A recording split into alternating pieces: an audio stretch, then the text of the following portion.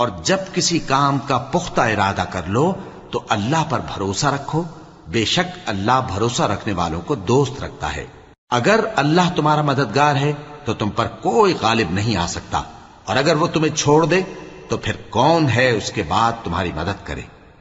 और मोमिनों को तो चाहिए कि अल्लाह ही पर भरोसा रखें, और कभी नहीं हो सकता कि कोई पैगंबर खयानत करे, और खयानत करने वालों को क़यामत के दिन खयानत की हुई चीज अल्लाह के रूबरू ला हाजिर करनी होगी।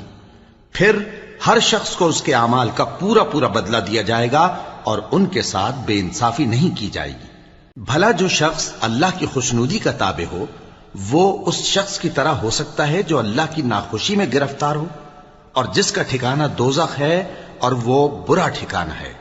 सब लोगों के अल्लाह के यहां मुख्तलिफ दर्जे हैं और अल्लाह उनके सब अमाल देख रहा है।